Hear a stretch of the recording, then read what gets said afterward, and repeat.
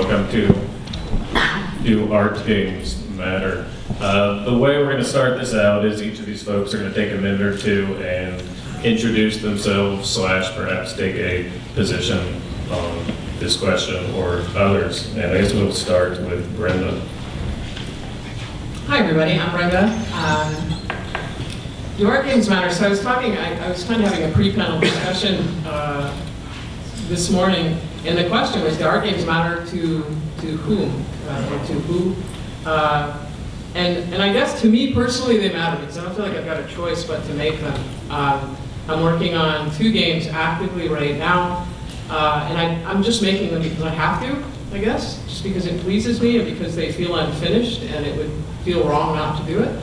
I don't know whether they matter to anybody else. You know, one of the games that I'm working on, I doubt anybody will see it, and I don't care, particularly if I just finish it and it goes into a box in the garage. That's a good enough point for me.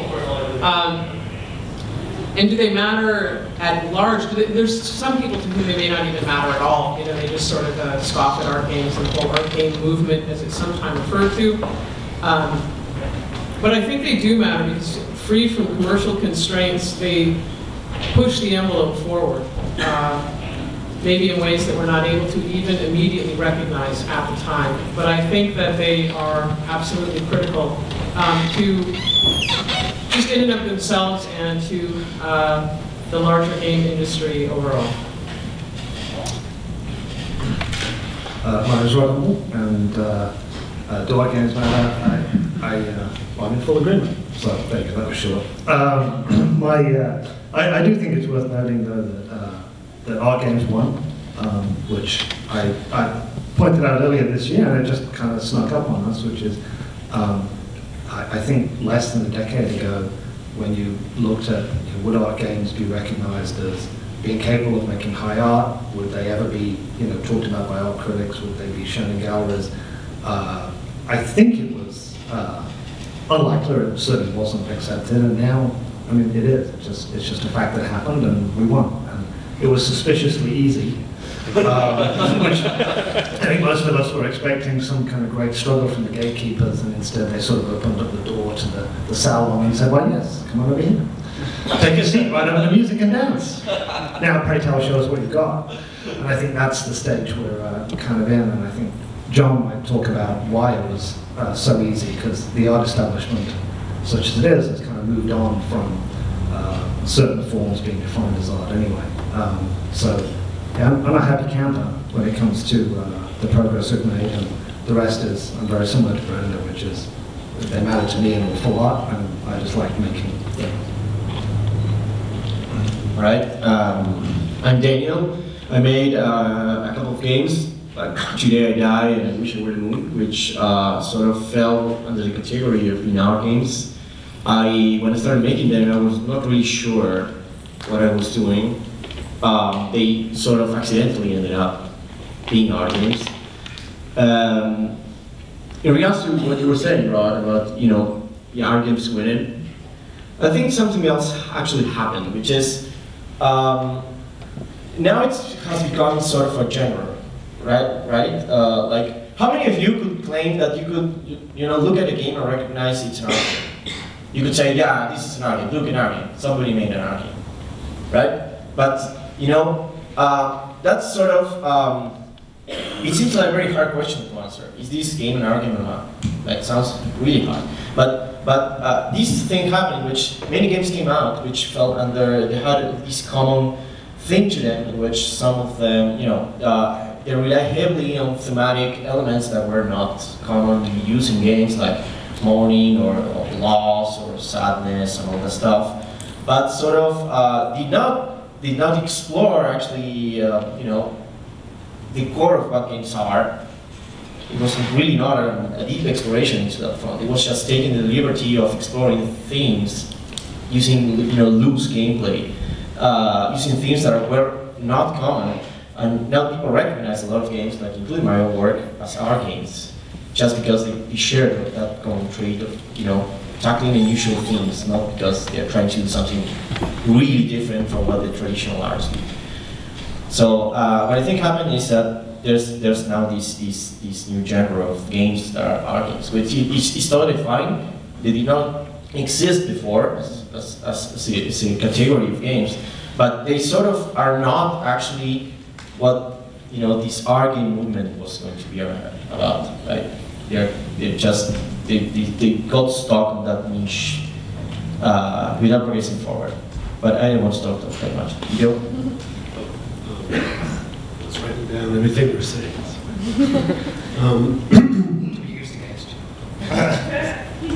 Hi, I'm Eddo Stern.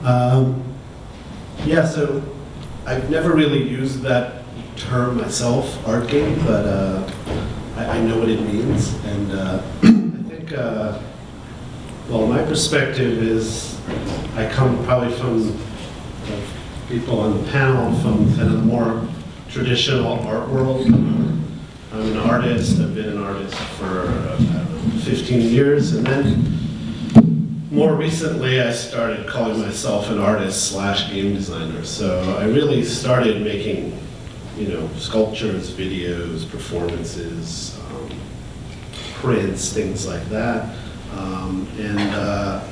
At some point, I was very interested in games as a social, cultural phenomenon. So a lot of my work was themed around games and questions that come out of games.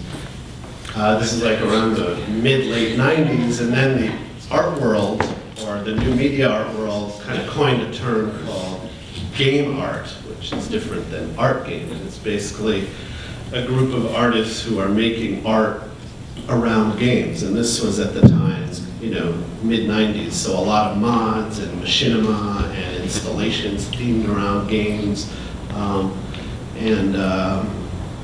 I guess what's interesting to me in watching the transition of my own work and also kind of work that we're talking about today, called game art, is that the shift, I think, used to be that the fact that the thing needs to be compelling as a game was never important for game art. So it was the whatever made game art compelling had very little to do with game mechanics, fun, replayability, balance, anything we think about that a game designer had. It was just about getting kind of a message across or a visual aesthetic. I think when the transition happened, and especially for me, suddenly and I said, I really want to make games also that function as art and can kind of live in both worlds. Things got really hard for me, and I'm still trying to work it out, because if you have some kind of impulse, some emotional reaction, something you've experienced and you want to communicate it via games, and let's say that thing is not really a perfect match for things we expect from games. So it's not about action, it's not about pyrotechnics, it's not happy, it's not fun at all. You end up making these sort of counter games, games that are not fun, games that are slow, games that are not about competition, games that involve winning and losing.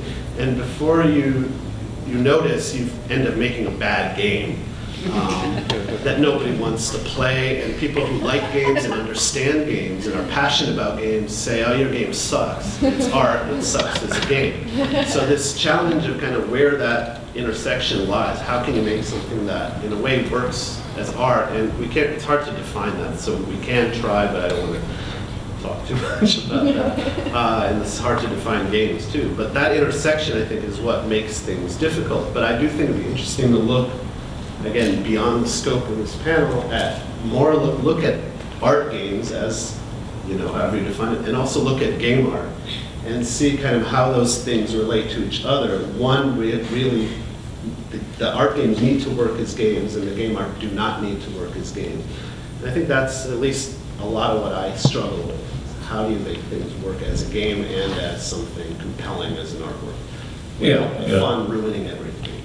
Yeah, I think it's an important divide to bring up. The game art is, Rod's point about we won. Depending upon who we is, that winning happened about 100 years ago, right? It's not something very recent at all. The Surrealists, the Dada folks, more recently Fluxus artists, and so on. More recently than that, people like Corey Archangel and Ito, Julian Oliver, Jody, the list goes on. So that war was won, if it was a war, a long, long time ago. You know, the whole idea of what art games are really kind of revolves around the Holy Trinity. The Marriage, Passage, Braid.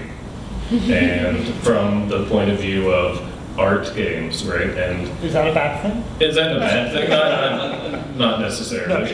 But in some ways it is, right? Like Brenda raised this point in email, is that all we ever have to trot out when we start talking about art games? The path. Yeah, the path, yes. Which there's folks who, you know, might say that falls out. I can answer that. Yeah. I can answer that as I vomited out one of those games. Yeah. I think that the only reason they're really spoken about is it was there was like a mini wave there of like 3 years where it kind of got onto a lot of people who were interested in taking the medium of gaming further, and I think that were kind of a lot of it was people around my age who, you know, we'd grown up with games, and it was our medium, you know, and we got to a stage in our life where we wanted these games to do and address more serious subjects. I think you missed out Train as well, by the way, which I think really took board games into that category. But I think it was just here's a collection of games that are actually addressing subjects that are serious. I think that actually we're now in a more interesting period, which is, yeah, you can now do it. What are you doing? You know, what are the new genres? What are the periods that artists are going to go through? And I think that's much more interesting than the. I mean, I think just you mentioned serious subjects, and then you get into this other category, serious games, Yes. which are not art games. They're sort of generally soulless and designed by a committee with an agenda and a big budget attached to them. Is a different thing, but definitely a lot of serious issues are like explored through games now, and that's almost like this gold rush right now for people who want to do that. But I think it's very different than just saying, I want to put a serious topic on the game. We're talking more about kind of a personal, more subjective perspective on seriousness, right? Not necessarily making a simulation, an objective model of serious. I mean, I'm just saying it's a distinction I think is really important. Yeah. It's not just about serious content, it's about subjectivity. Can I just? I think that when the subject, because you brought it up before, and I think it's right, is I suppose I define it as taking on subjects that are not unusual for other art forms, but are extremely unusual for games. And you know, to this day, I've been saying it for 10 years now, and I really should start making them. But it actually blows my mind that even in commercial games, you know, something which is a home run moneymaker, like you can print money with crap, like romantic comedy, doesn't exist in video games. And I really should just go ahead and make a company and make some millions out of it, and just have done with it. But I think there's a whole category of subjects that are unusual for games, but very usual for other art forms like poetry and so forth. Something about the Trinity you mentioned before, John, about Braid and Passage being always the same. We always rehash the same games. I think what happened is that when they started showing up, like when Rod made The Marriage, he was trying to do something very specific with art, which is, okay, what happens if I express through rules, right? It's kind of basic. So he made this experiment, and it's interesting. It's cool, it was necessary, because nobody asked that question before, but it doesn't feel, like Braid and The Marriage, it doesn't feel like, okay, this is what games could do, the best games could do as art, right? But it was a necessary step in between. And then all this discussion started about what happens if we use dynamics, what happens if we express through dynamics, like Jason Rowan made a game called Perfectionism, which is not as widely known as the rest of his games, which is sort of based on the dynamics of the game, the choices you make and the variables you are taking into account when you're playing are actually triggering stuff that resembles the way you behave in real life, like the attitudes you're going to have towards dynamic systems. But I think what happened then is, all right, we got all this thing, this whole family of art games showed up, and there's a lot of, I mean, there's still new art games coming up, these small games that have these themes on them, and they're trying to do something with dynamics and mechanics.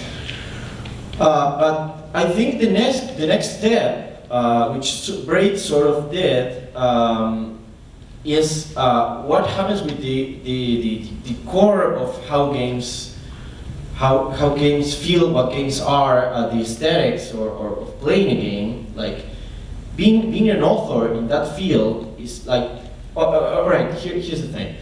If you want to express through rules, you can grab the marriage and say, okay, maybe I can do something like this. If you want to express through dynamics, you can think about it, but it's a much harder problem, right? To express through dynamics, because now you have to make rules that make dynamics that fit into what you want to do, right? But then the aesthetics of play are a more complicated thing because they are relying on dynamics, but you only write rules. So, creating an aesthetic of play, authoring an aesthetic of play is very difficult. It's a very difficult problem. And I think we're most stumbling into the blindly trying to do that. We just bump into discoveries instead of, it's such a hard problem to say, okay, this is how people are going to feel about the whole experience of playing this game without relying on themes.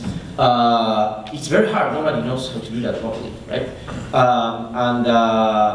I think the gap is so large between making the kind of art games that have been done so far and making these new kind of art games. The gap is so huge that it's going to take a while. I think it's going to take a while for new games to replace, Braid and Passage and the classical art games. Well, but are the folks who made those games even making games that they think of in that light anymore? I wonder. Is that yes? Okay. I think so. Can I get along with that, and then I'll shut up and let Brenda and Eddo talk. So the first of all, an anecdote. I met Daniel the day I showed The Marriage at GDC, and in his very direct English back then, he walked up and was like, when I first saw it, I thought it was a bunch of bullshit. But now I think maybe it's kind of interesting. And then I paused, I was like, well, thank you. And he said, by the way, you've never been divorced, have you? I was like, no. He was like, yeah. And walked away. And that was how I met Daniel, which I thought was rather good. I've done I did one with which I haven't released, I really should, but a friend of mine asked me to do a same-sex marriage one, so I've got one with 2 blues and 2 pinks, if anybody wants it. But the other thing you were talking about, I think, is very important. The whole point that I wanted to do was express things through mechanics, because I believe that mechanics and game rules were the center of games. Like, that was the area I wanted to work on.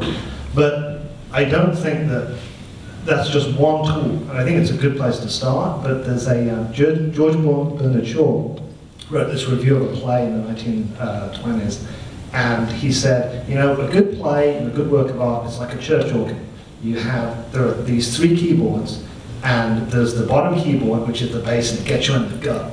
And then there's the middle keyboard, which is your entertainment, it gets you in the heart. And then there's the top keyboard, which gets you in the head.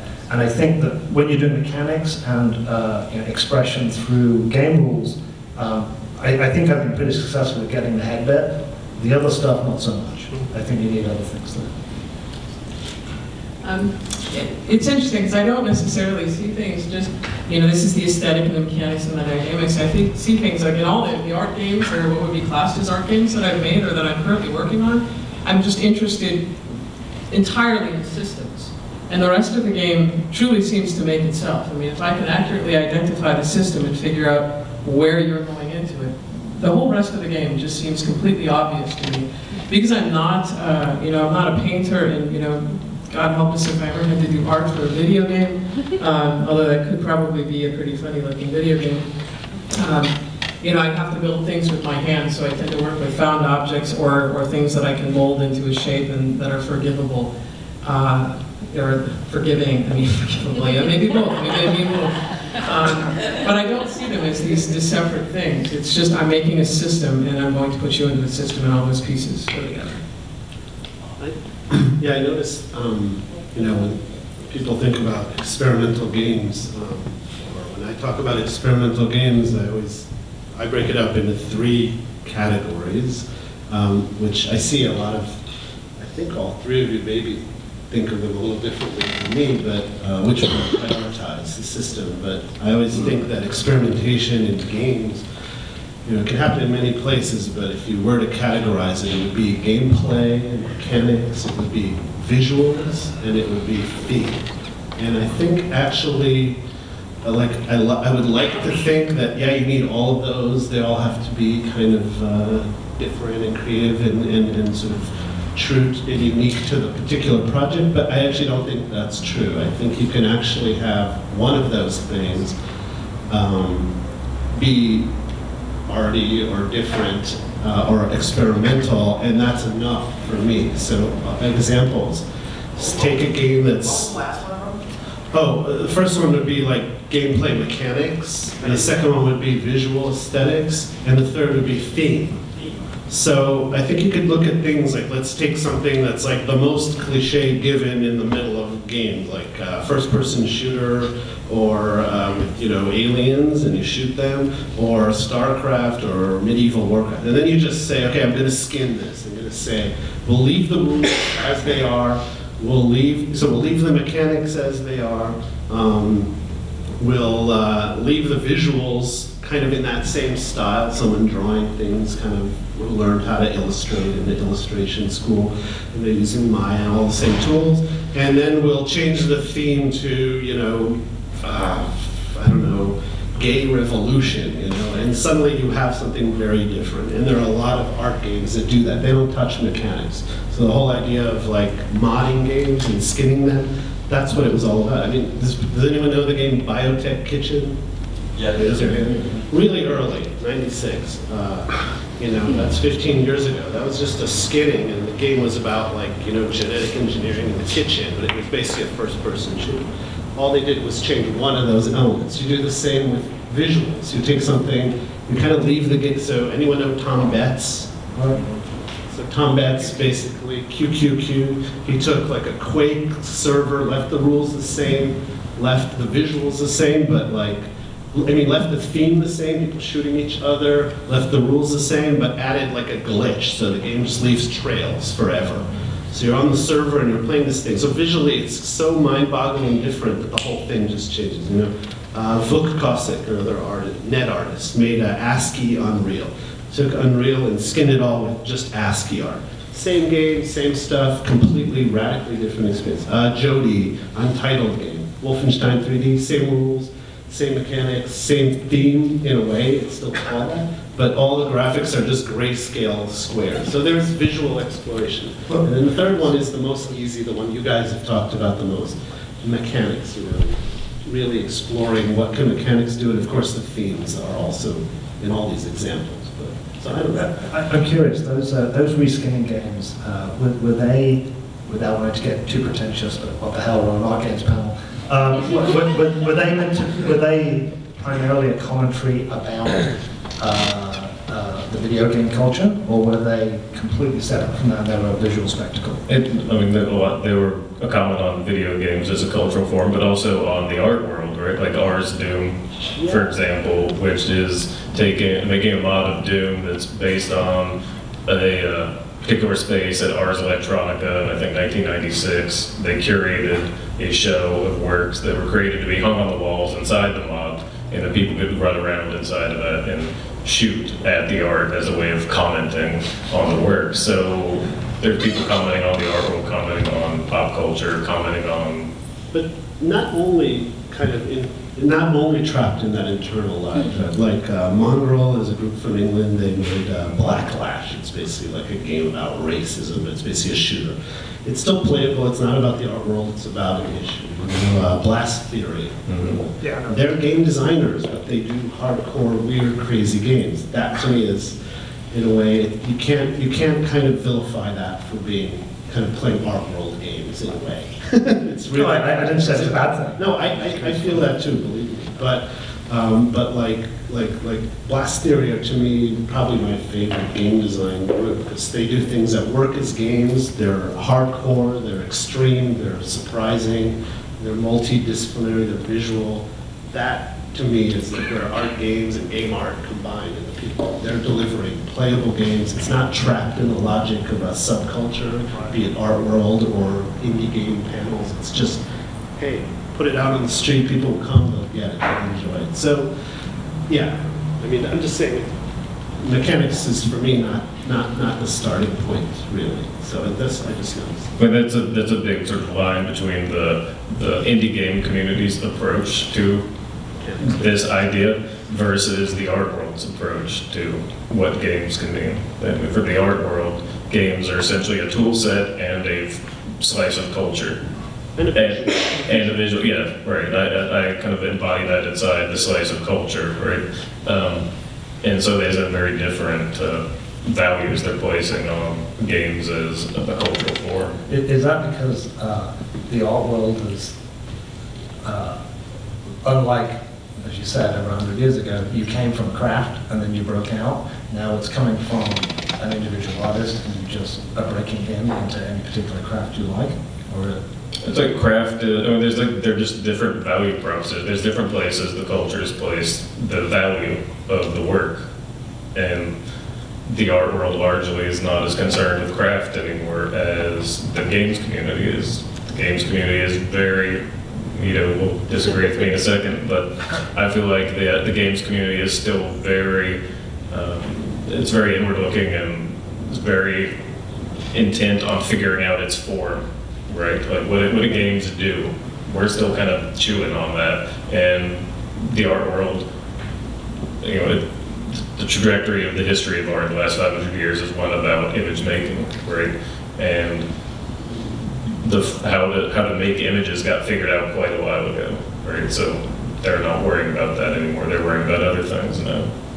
But I was just going to say, and yet they still worry about it. And yet they still worry about it. It cycles back. Painting still drives the art world. Mm-hmm. Well, they still have something to sell, but that's a different. They what? They still need something to sell at the end Well, of the day. I'm not being cynical. I mean, I am. I know, but I think it's easy to be cynical about the art world, but it is a lot more diverse than people think. There's a lot of real, dynamic, not for profit, for communicating with people, and there is this, of course, very horrible sort of market economy that drives it, but we see that in every kind of mass media form. we feel your pain.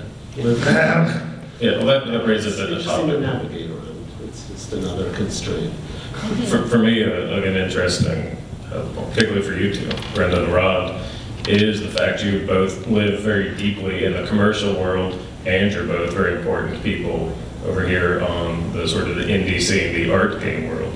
And what tensions, if any, are there for you all living in both of these places, and how does that impact your work, or does it? It's really two different sides of my brain. When I'm making a commercial game, which I'm doing right now, I guess because it's important to me that the art games are actually valid games, and they are fun in and of themselves. In the case of my games, not sometimes, it's almost all the time, you can't know what the game is about during the initial test, because otherwise it probably, you would be so focused on that you wouldn't actually be able to tell me, is the game fun in and of itself. So just the fundamentals of game design are the same in both places, but my process in making the art games is completely different. It's a completely different process. The instincts that I rely on and the things that I'm trying to tap into are wholly unrelated. It almost feels like two different people are showing up to design a game. I feel like all my colleagues in the commercial industry, in fact, surprisingly so, are very supportive of the work that I do in art games. And I've never had anybody, except maybe in the early days of training, some people commented, they hadn't seen the game and they just, said things about it that kind of didn't make any sense once they'd actually seen the game. And even here at IndieCade, I remember when I first displayed Train, the place where it was displayed here, the gallery owner was none too happy to have a game of that topic in his place. So there were a lot of questions about could you even make a game, and should I even call it a game? And in fact, just for the record, I never actually called Train a game. The rules I went to extremes, never to refer to it as a game. I mean, try writing a set of rules for a game and never refer to the terms like that, or in the description of it. I now say it's a game because it's a series of 6 games, and it would sound odd to say 5 games in one object, I guess. But I find that whatever I'm doing in an art game directly refuels my passion for making games again. I mean, I've been doing it a long time.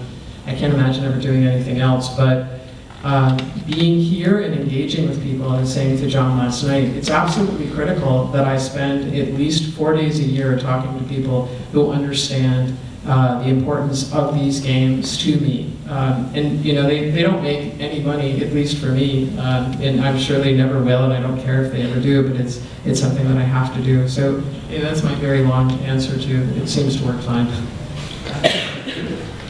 Yeah, similar answer. I made a conscious decision just to put a text through my head and see what personalities, and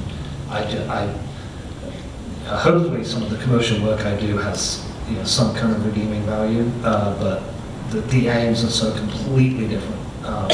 My aim is to entertain the maximum number of people possible, and I think that's a noble thing to do. But that has nothing to do with what I do when it comes to the art games, which are, if anything, try to give a taller and taller peak experience to an ever-diminishing number of people. And I think, with my latest game, I think I've got down to an audience of about 12, and that feels good. That's good. But I think that and Brenda touched on it, but I think commercialism is something that I strongly rail against when it comes to my artwork, because I think it's kind of poison. But then again, I don't have to go and make a living out of it, so it's easy for me to say. I have one of the things that delights me about art games, like I've spent even time on this panel because I can't help but think about it. I'm probably a month away from finishing a new game thing. It's not a game actually, it's a pre-game, not game. I don't know what to call it yet. Its name is Preconception, and then I don't know what comes after that. But where I'm going to release the game, and since my art games so far are not digital, I actually have the choice. Like, where am I going to release this game? Am I going to release it at, I can think of ridiculous things. Where was a game released? And if you're digital, you can't do that, right? I mean, you'd say where you were at the moment that you uploaded it onto the internet, right? But I could actually go to your house and release it there if I wanted to, and could choose that. For one game that I have, The New World, it'll be released at Harvey Smith's house. He's the designer of Deus Ex, and eventually when I get to Austin, this game that's been finished now for at least a couple of years will actually get released. So these things really delight me, and they fuel my excitement in games, things we don't necessarily think about. They're just wonderful luxuries that I have as a designer in making these games. Peter, you have anything to? Microphone? Microphone. So you mentioned fun, and that to me is, I think, one of the most difficult things to struggle with when it comes to making games. Is the idea that is kind of the ubiquitous metric for games. When, if you were to poll 1,000 people and I said, what do you care, how would you value a game? What's the one word you would generally choose to value? Fun. I ask my students, I teach every quarter, define what you think makes games good or compelling. Fun is basically always the top, and by a lot. I'd say like 8 out of 10 people end up saying that. And that's a big kind of issue, so you're talking about, romantic comedy, you're talking about documentary, you're talking about games about the Holocaust, you're talking about the idea that fun is still the metric for compelling game design is a huge problem. It's hard to pretend it's not there. I mean, we all try, I think, here to kind of work around that, but that's a big problem. It's sort of like saying, well, I'm making a film, but it's boring. Or it's really long and the acting is bad. I don't really know what the equivalents are, but And you do see those movements in film, experimental film, deliberately going against conventions. But fun is one that you really have a choice, or it's a very conscious decision when you design an experimental game. Am I going to, like Brenda, you mentioned you're trying to also make it fun. Some people would say, well, I want to make it not fun. That decision is central, I think, to making any kind of experimental game. Where are you placing fun in your big kind of plan? Well, I think fun as a term is problematic. It's like art, right? Its definition is incredibly fuzzy. I would say that in many cases, I saw a movie last night, I saw Drive, and it was incredibly engaging and highly gross at certain points in time. But that's how I would define it. Like the Irish game is a very engaging game. So it's able to support itself and hold people's attention. And I think that's, in many cases, when a game developer says they want to make a fun experience, that's what they're talking about. They're not talking about a Ratchet and Clank-like platformer, right? I mean, I wonder though if we should at least think about changing that language, because fun, no matter how we see it, definitely means something to most people that's not what you described. Engaging, compelling. It means fun. It means lighthearted. It means joyful. I don't know. I mean, a lot of the shooter community, when they think of fun, I don't think they're thinking of lighthearted. And they say those games are just incredibly fun. Like Minecraft is incredibly fun, but it's, when I say fun, I mean like where the beat did that 12 hours go fun. That's. No, I mean, you're right. It's probably not that narrow, but still, it seems too narrow to me. It seems to get in the way. Actually, you just touched on the where did those 12 hours go? That area of games, I mean, I kind of queasy on it. It kind of worries me. Jonathan Blow brought it to my attention a few years ago when he did a lecture, and it really stuck with me. It kind of worries me. I do have this concern that our medium is a bit different and is a bit too powerful for its own good sometimes, and it kind of scares me. So I think that adds an extra responsibility when it comes to art games, where you're actually addressing themes that are a bit less trivial than hitting monsters on the head. So anyway. Yeah, I believe it was Jason Orr's Micro Talk this year, right, where he was trying to draw this analogy between film, or really storytelling, and the role of plot and progression, and challenge is that thing to games, right? Not fun, but instead challenge being that carrot on the stick, or the thing that keeps us on the rail, or however you want to think about it, through the experience. And I think challenge does then exist in the games that all of you make, right? Whereas fun may not be present there. That's a more interesting way to think about it, I think. So one question for you all that's kind of very open. Hopefully we'll still have some time for questions, but how do art games matter? Like how has the fact that these games exist impacted games as a whole? Or has it? Well, I do think art games started a new discussion, right? I was thinking, as you was talking about, fun, that art games have been very good at exploring being boring. So it's serious games. Right. Yeah, they're not the first one to try. But one thing that happened is that I think, first of all, they legitimized trying, right? Trying to, make a game that is trying to shy away, or is trying to avoid just having fun as the core value. I think they allowed that possibility to happen. I also think that in order for the first art games to happen, a more thorough way of analyzing games had to happen. Like, we have to think games a little bit more deeply in order to do this. It's just not, we're not going to just take refuge on themes, like in cutscenes, text, and just that. So we need to think about games a bit more deeply. We did so far. But I think what really is important for me to happen with our games is that we figure out how can we find magic within our games that we cannot find anywhere else. Something that I realized,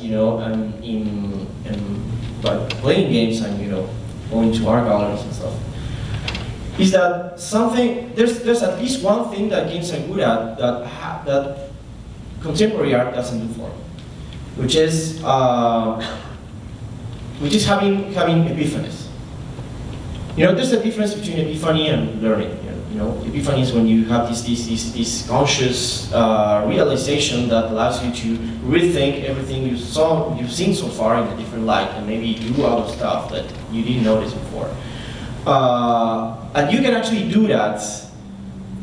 You can actually do that in a video game. And that kind of epiphany haven't happened for me with contemporary art. When I look at it now, that just doesn't happen to me anymore. Can you give an example?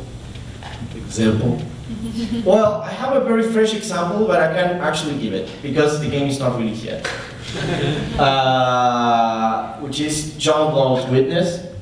It has one of these moments in which you say, all right, the fact that games can do this is actually very interesting, and it's actually very cool, and it's been a while since I had this kind of feeling.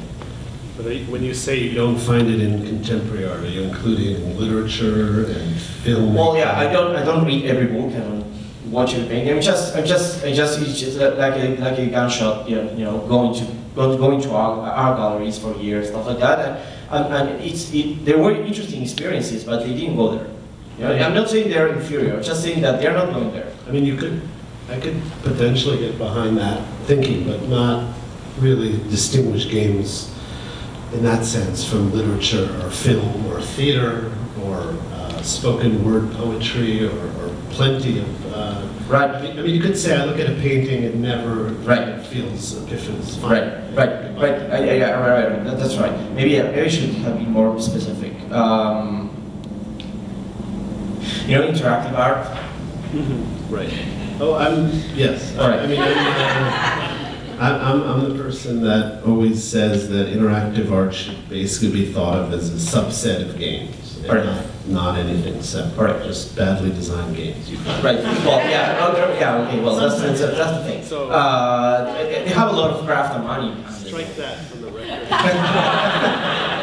A future grant. I return the time to the audience instead of answering the question. Just one, so Mike's floor. I find this do they matter? Have they mattered? I mean, there's lots of people who have talked about the games that we've talked about up here, and perhaps those games have made a difference in commercial games. But I often find that in the mass community, we're still missing. We really haven't made a tremendous impact. I find I'll hear people, when you bring up certain art games and you call them art games, or you call it certain classic games art games, it will sometimes provoke this very defensive response, saying, well, who's to say that Gears of War isn't an art game? It's a very art, and it has this odd, I don't know. I just think we still have quite a ways to go, and even in terms of shows that are highlighting just art games, there seemed to be a big flurry of them a little while back. And as far as I'm aware, there's some happening like Baby Castles in New York, and there's several in Brazil, but that interest seems to have waned. Yeah, I mean, about a year ago, I started doing research into exhibitions of games in art context, and in the lab between '95 and 2006, I found at least 75 of them. But I would dare say that most of the folks at this conference know of maybe 5 of those, unless they happen to have works in those shows. So I mean, the influence has been felt, and it's sort of waning. Something that really stuck with me from Christian Paul's talk about history of games was like, what are you people whining about? You didn't say it in those words exactly. But in all of the kind of media art forms, games have had the best success by far in having an impact in a variety of worlds. And what are you people complaining about? I take back my time. Okay. I strongly agree with that because I do paint. Yeah. I mean, you worry about attention. You try being a painter. Try being a poet. And I think that one of the, I actually would like for art games or whatever it is we do to get a little bit less popular. Because I think that the path of, for example, modern poetry, yeah, that's my goal. I'd love to have that, of like dozens of these crappy little journals nobody reads, and the standard of poetry is being raised constantly. It's this wonderful art form that I would aspire to. So you want contemporary poetry and not indie film as the trajectory? You don't want it to be Sundance-ified or whatever you might call it. Do you really want me to go into why I don't think films are particularly good art form? No, come on. Another time. All right, well, let's take some questions. I see Zach's hand. Hey, so I kind of come from the art side of things like Ito, so I have a bit of a different perspective on this, and maybe I just have really bad taste. But one thing that I kind of found with this kind of conversation is it seems like the definition of art games is both vague and narrow. And that makes it really hard to sort of discover new works or even think that new works are existing. And I guess I wonder why we're putting so much emphasis and veneration on this sort of holy trinity of games. And it seems like, to me, we kind of do that because they were framed in a certain way and that kind of introduced this scene, this like game scene, to this sort of art context, and that's why we look at this stuff. But they're not particular, they're great games and I love them and I think they're wonderful art kind of projects and experiences, but they don't seem particularly different than something like Katamari Damacy or Shadow of the Colossus or earlier works. And I guess I feel like this stuff has kind of existed in games as long as we've been exploring video games, and it's continued to exist afterwards. When you look at things like Small Worlds or even like Doug's new game, like Beacons of Hope that you play in the dark.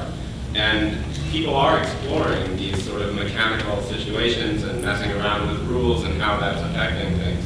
And I think there have actually been a lot of games that have done that. And I guess they're not as visible because, the first experiments that introduce you to a field seem vastly more important than any later experiments, even if the later experiments are discovering something that's small but also just as meaningful. So I know that was more of a comment than a question, but I guess I'm just wondering what you guys think of that and if that seems to be the case to you guys or not. Yeah, I mean, I definitely don't ascribe that canon. That's not my thing. How dare you, sir? I think maybe if you really dig in, everyone has a different idea about it. I don't think there's consensus here about that. At least not from this side.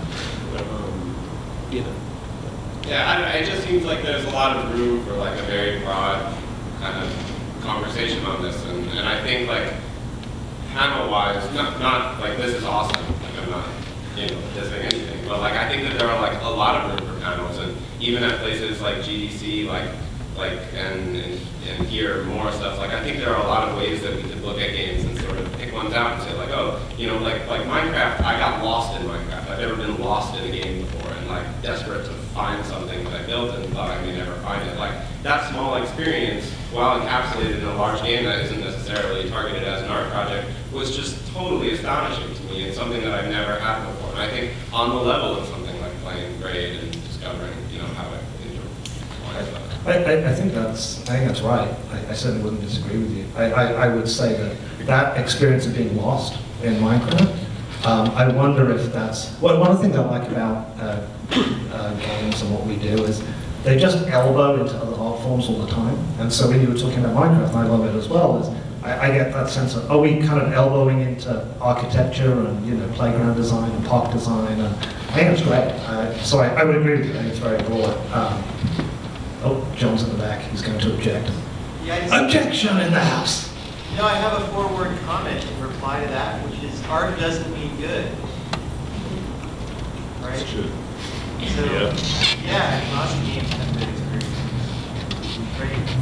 Cool. Oh, being lost is terrible.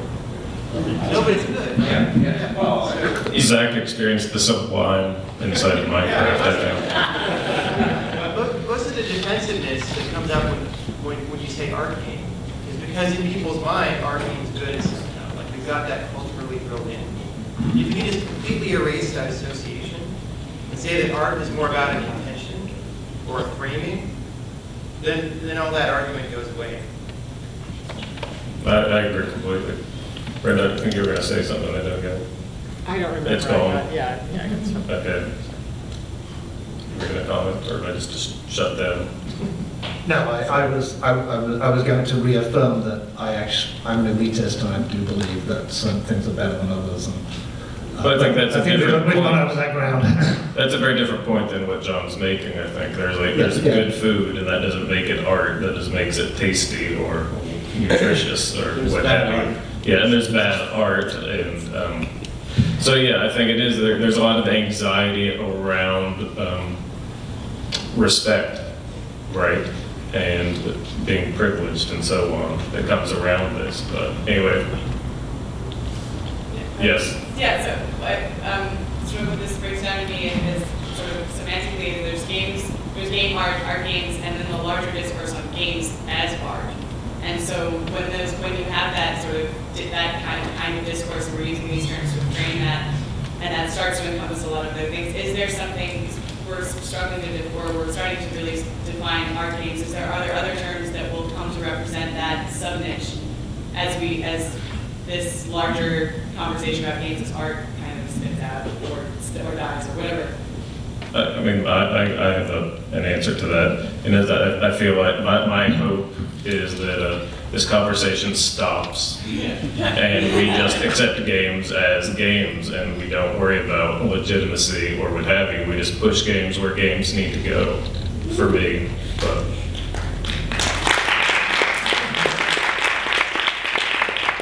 I'll buy that. Now we've got legitimacy, I'm all for it. Who cares? Before it wasn't as much fun.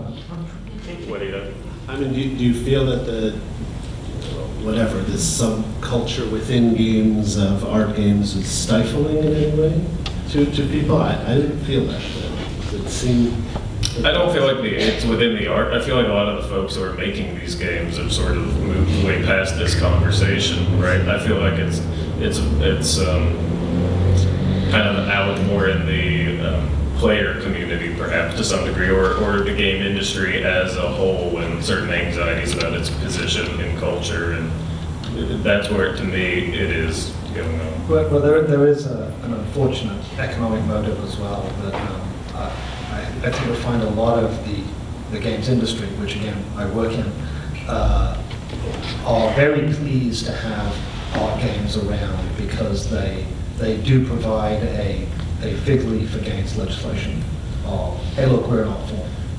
Therefore, you know, that these are good, you shouldn't be regulating us. So I would be, there's not entirely pure motives for a lot of industry support there. Yeah. And, I mean, I have to say, I'm sure other people here engage in a more old-fashioned infrastructure that supports the arts, whether it's in the US or globally or in the educational systems. And for me, I mean, if these games didn't exist, the sort of subset of games that I can show someone who's in their 70s and has been funding indie film for their whole life and say, and when they think of games, it means, you know, something they saw on TV or something their children play or something that got bad press for violence.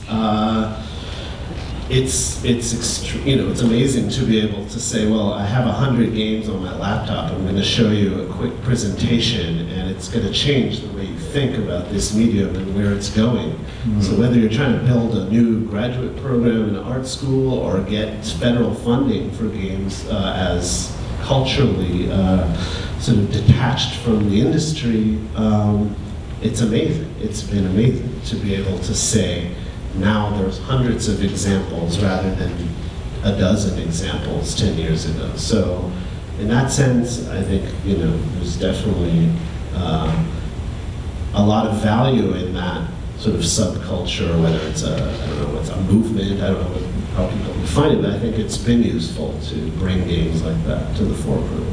Yeah, I disagree. So my question is more about the language that we're using in this conversation. For me, mostly art and design and their relationship, and a term that hasn't been used in this conversation is critical design. And so I wonder, like, what do you find any relationship between the way that critical design is related to art to the way that art games are related to art? And can we see some art games as like critically designed pieces?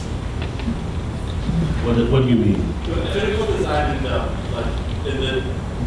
done in the discipline of product design, how they design products that's just an example of a game that fits that.